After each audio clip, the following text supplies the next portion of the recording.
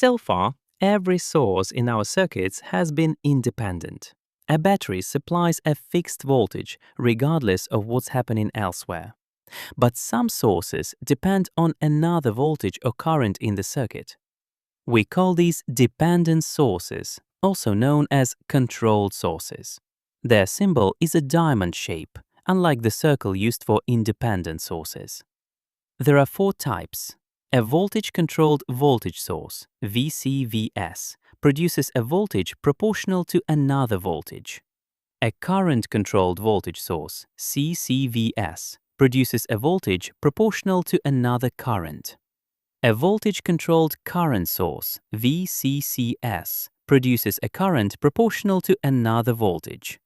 And a current-controlled current source, CCCS, produces a current proportional to another current.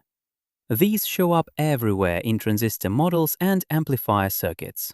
Let's see how to handle them in KVL and KCL analysis. Here's our first example. On the left, we have a 500-volt voltage source.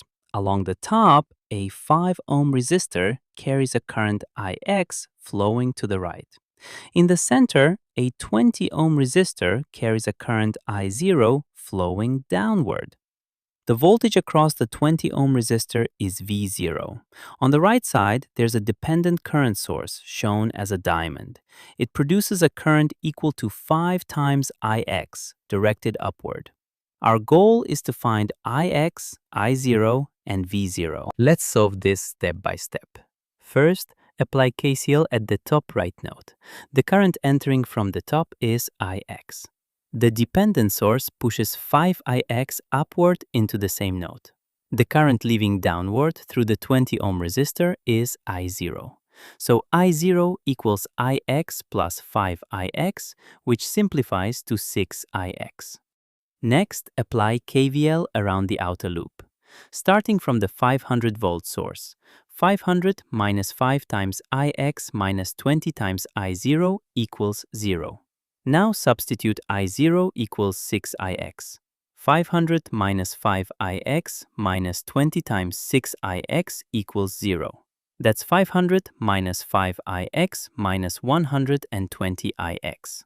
Combining, 500 minus 125Ix equals 0. Solving, Ix equals 500 divided by 125, which is 4 amperes. Back substituting, I0 equals 6 times 4, which is 24 amperes. And V0 equals 20 times 24, giving us 480 volts. Now for the second example with a dependent voltage source. In the left loop, we have a 10-volt independent source and the 6-ohm resistor. The current Ix flows clockwise through this loop. In the right loop, there is a dependent voltage source equal to 3 times Ix, shown as a diamond with plus and minus signs.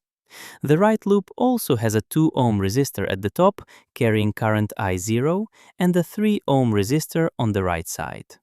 V0 is the voltage across the 3-ohm resistor. We need to find Ix, I0, and V0. Let's solve the second example. Start with the left loop. By KVL, 10 minus 6 times Ix equals 0. So Ix equals 10 divided by 6, which is 5/3 of an ampere. Now calculate the dependent source voltage. 3 times Ix equals 3 times 5/3, which is 5 volts. Next, apply KVL around the right loop. The dependent source provides 5 volts. Going around, 5 minus 2 times I0 minus 3 times I0 equals 0. That simplifies to 5 minus 5 I0 equals 0.